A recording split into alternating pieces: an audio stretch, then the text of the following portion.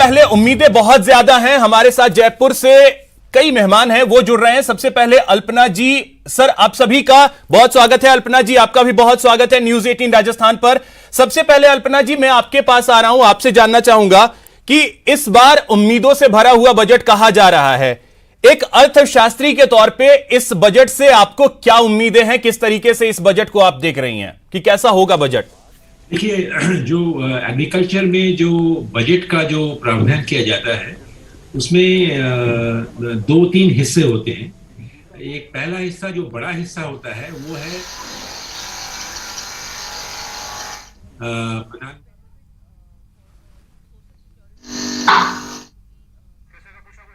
अल्पना जी क्या आपको मेरी आवाज मिल पा रही है?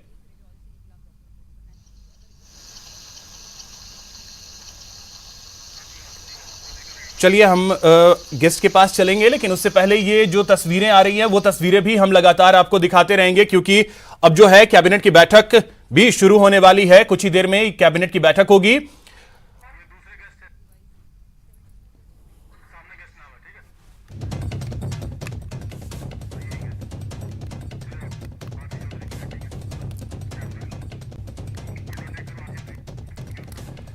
तो चलिए हमारे साथ जो गेस्ट पैनल है वो भी जुड़ चुके हैं, आपको परिचय करवा दें। संजीव गुप्ता जी हमारे साथ जुड़ रहे हैं, उद्योगपति हैं और पूर्व अध्यक्ष हैं सीतापुरा इंडस्ट्रियल एसोसिएशन के। आरपी विजय जी हैं, बीजेपी नेता हैं, और साथ ही आरसी चौधरी जी हमारे साथ हैं जो कि कांग्रेस के नेता हैं, और अल्पना जी हमारे साथ हैं जो कि अर्थशास्त्री हैं। अल्पना जी आपको मेरी आवाज मिल रही है?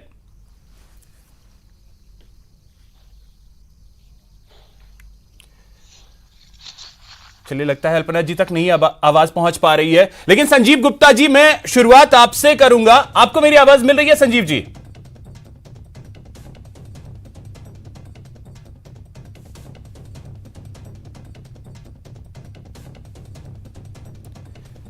चलिए लगता है कि अभी आवाज नहीं पहुंच पा रही है। हम उनसे जुड़ने की कोशिश करेंगे और उसके बाद चर्चा करेंगे कि जो उम्मीदों से भरा बजट है, क्या क्या उम्मीदें हैं और उम्मीदों पर यह बजट कितना खरा उतरने वाला है। तस्वीरें जो है दो हम आपको दिखा रहे हैं। एक तस्वीर है जब अब से कुछ देर पहले जब संसद भवन पहुंची थी मंत्री निर्मला सीतारमण, और दूसरी जो तस्वीर है वो राष्ट्रपति रामनाथ कोविंद के साथ जब राष्ट्रपति भवन पहुंची थी। अपनी पूरी टीम के साथ वित्त मंत्री राष्ट्रपति भवन पहुंची, राष्ट्रपति से मुलाकात की और उन्हें बजट की कॉपी दी। और आपको बता दें कि बजट की औपचारिक मंजूरी राष्ट्रपति से भी उन्होंने ली। तो चलिए सभी मेहमान हमारे साथ जुड़ गए हैं। सबसे पहले संजीव गुप्ता जी मैं आपके पास आ रहा हूं, आपसे समझना चाहूंगा कि क्या उम्मीदें हैं इस बार की बजट से आपको?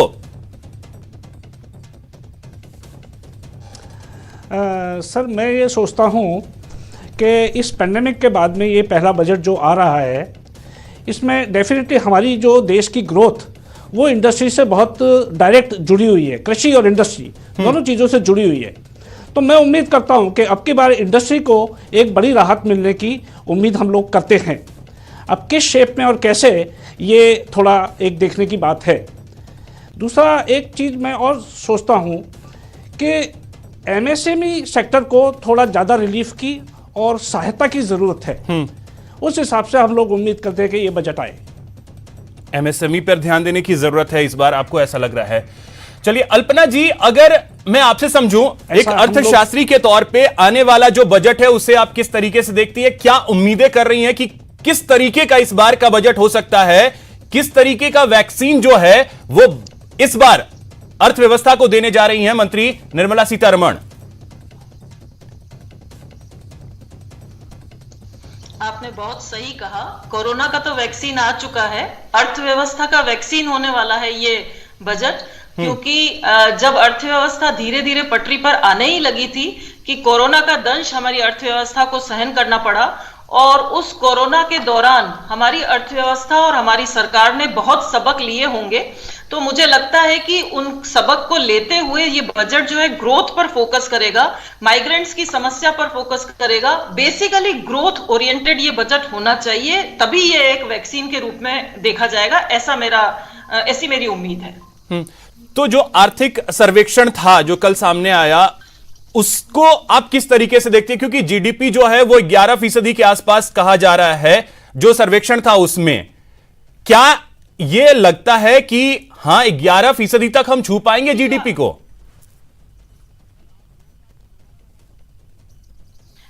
जो आर्थिक सर्वेक्षण होता है उसमें बहुत कुछ हिंट मिल जाती है कि सरकार अल्पना जी, मैं आपके पास आ रहा हूं। इस वक्त कुछ तस्वीरें संसद भवन से आ रही हैं, वो हम अपने दर्शकों को दिखा दें। प्रधानमंत्री नरेंद्र मोदी तस्वीरों में नजर आ रहे हैं और कैबिनेट की जो बैठक होने वाली है उसमें शामिल होने के लिए जा रहे हैं। ये तस्वीरें हैं सीधी इस वक्त दिल्ली से, संसद भवन से प्रधानमंत्री नरेंद्र मोदी बैठक में जो कैबिनेट की होने वाली है उसमें शामिल होने के लिए अभी पहुंचे हैं। ये सीधी तस्वीरें हैं। अब अल्पना जी आप बोलिए। जी, मैं ये कह रही थी कि जो आर्थिक सर्वेक्षण है उससे बहुत कुछ अंदाज लग जाता है कि सरकार किस दिशा में सोच रही है। तो मुझे लग रहा है कि जो आर्थिक सर्वेक्षण में ये बताया गया है कि इंफ्रास्ट्रक्चर पर, स्किल पर, स्पेशली हेल्थ इंफ्रास्ट्रक्चर पर फोकस रहने वाला है। मुझे लगता है कि वैसे तो सरकार के लिए ये बहुत ही टाइट रोप वॉक होने वाली है, क्योंकि एक तरफ अर्थव्यवस्था बहुत डगमगाई हुई है। जीडीपी के लिए टारगेट तो जरूर लिया गया है, लेकिन उसे अचीव करने के लिए बहुत ही टाइट रोप वॉक वित्त मंत्री को करनी होगी। वो कैसे इसे बैलेंस करती हैं ये हमें थोड़ी ही देर में पता चलेगा, क्योंकि अर्थव्यवस्था को संभालने के लिए बहुत हैवी इन्वेस्टमेंट की जरूरत है। और दूसरी ओर रेवेन्यू सरकार का कम हो गया है, क्योंकि अर्थव्यवस्था में बहुत जबरदस्त कॉन्ट्रैक्शन हुआ है पिछले साल। अच्छा, और ये कल ही एक अच्छी खबर शायद बजट से पहले ये भी आई कि जीएसटी करेक्शन जो है सबसे ज्यादा इस बार हुआ है जनवरी के महीने में, तो वो उसे किस तरीके से देखा जाए? देखिए, जीएसटी करेक्शन तो होगा ही, क्योंकि जितना जबरदस्त कॉन्ट्रैक्शन हुआ था, धीरे धीरे इकोनॉमी क्योंकि पटरी पर लौट रही है, तो ये करेक्शन तो देखने को मिलेगा और ये हमारे लिए एक शुभ संकेत भी है। तो अच्छा है ये, लेकिन फिर भी उसके बावजूद भी रेवेन्यू की हालत तो टाइट है। बिल्कुल, रेवेन्यू की हालत हम देख सकते हैं, इसलिए रेवेन्यू की हालत टाइट है। तरीके से बैलेंस करेगी ये बहुत इंपॉर्टेंट होगा। ठीक है, आरपी विजय जी, कौन सा वैक्सीन आज लगाने वाली है निर्मला सीतारमण? कोरोना का वैक्सीन तो लगना शुरू हो चुका है और देश के हर हिस्से में लग रहा है, लेकिन अब देश का हर एक नागरिक इस बजट से उम्मीदें लगाए बैठा है। कौन सा वैक्सीन आज लगने वाला है? अभिषेक जी, आप सभी को पता है कि इकोनॉमिक सर्वे से आपको इंडिकेशंस मिल गए हैं कि किस तरीके का बजट आने वाला है और क्या हमारी ग्रोथ होने वाली है। अब सभी को पता है कि ये पेंडेमिक 100 साल के बाद में आई है, तो 100 साल का ये पहला बजट होगा और ये एक तरीके से बहुत ही, कहते हैं ना, प्रोग्रेसिव सोच के साथ ये बजट आएगा। जैसे इन्होंने कहा ग्रोथ ओरिएंटेड होना चाहिए, तो डेफिनेटली ये ग्रोथ ओरिएंटेड बजट होगा। सभी को पता है कि इस समय सबसे ज़्यादा पैसा, आदमी की ज़िंदगी बचाना जरूरी था, हमने ज़िंदगियां बचाई। उसके बाद में अर्थव्यवस्था, नो डाउट जिस तरीके से हमारे अर्थव्यवस्था को तकलीफ पहुंची है, वो सिर्फ इंडिया की अर्थव्यवस्था को नहीं पहुंची, पूरे वर्ल्ड की पहुंची है। बट हम आज बात करेंगे हमारी इंडिया की, तो इंडिया की अर्थव्यवस्था को तकलीफ पहुंची है, उसको उसी हिसाब से जो ग्रोथ ओरिएंटेड, जैसे अल्पना जी बता रही थी, ग्रोथ ओरिएंटेड करके किस सेक्टर में ज़्यादा पैसा दिया है जिससे रोजगार भी बढ़े, साथ के साथ पैसा भी लगे, और दूसरी चीज उससे हमारी जीडीपी भी ग्रोथ कर पाए। जो जीडीपी का आंकड़ा दिया है, नो डाउट आपको पता है कि सेकंड के अंदर 23.9 माइनस हो गई थी, वो 7.7 रहने वाली है।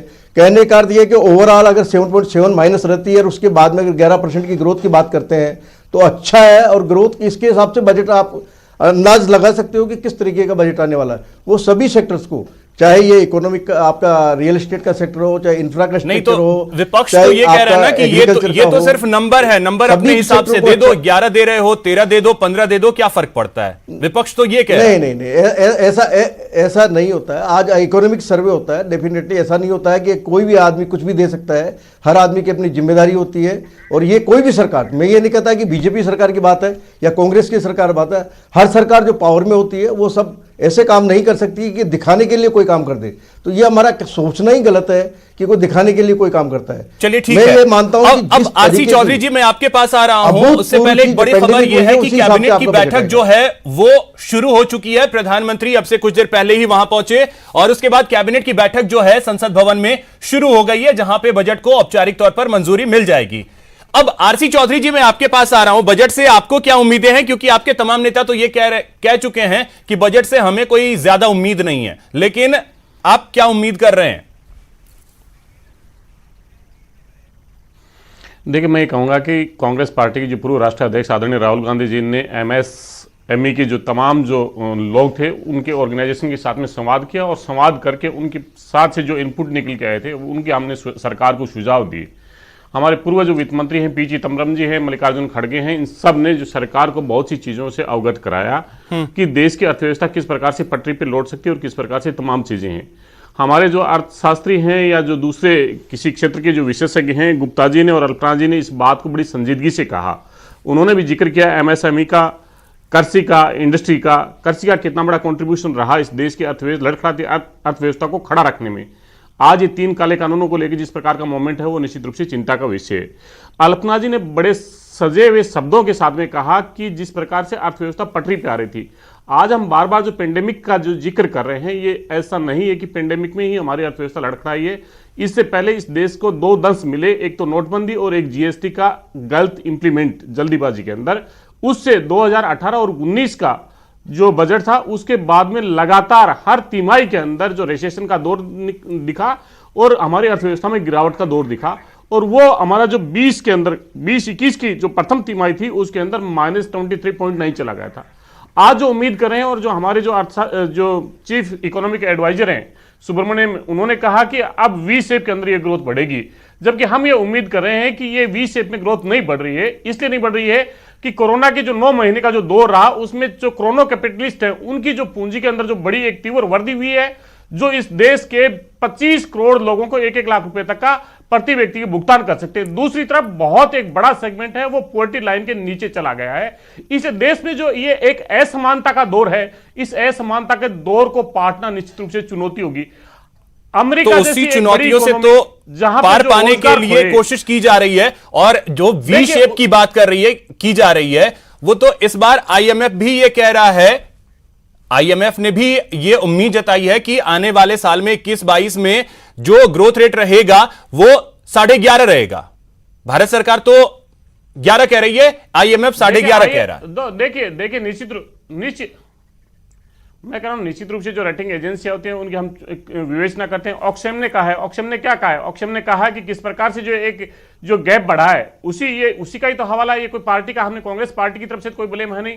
वो एक बड़ी जो चीज है वो दिख रही है, वो धरातल पे दिख रही है। इस कोरोना के अंदर हमने लोगों को मर्द पशु को अपने पेट का निवाला बनते हुए देखा। इस कोरोना की महामारी के अंदर हम गरीब और बच्चों को फेंके हुए यूज किए मास्क को काम में लेते हुए देखा है। इसलिए चुनौती है, इस चुनौती को पाटने के लिए अमेरिका जैसी मजबूत अर्थव्यवस्था, जिन लोगों ने नौकरी को खो दिया, जहां पे 600 रुपए बात आपने नौकरी की छेड़ी है, तो इसमें अनएम्प्लॉयमेंट को लेकर के हम बात करेंगे आरसी चौधरी जी, क्योंकि वो बेहद अहम है देश के युवाओं के लिए। आप सभी हमारे साथ जुड़े रहें। यहां वक्त है एक छोटे से ब्रेक का, ब्रेक के बाद लौटेंगे तो बात करेंगे अनएम्प्लॉयमेंट पे।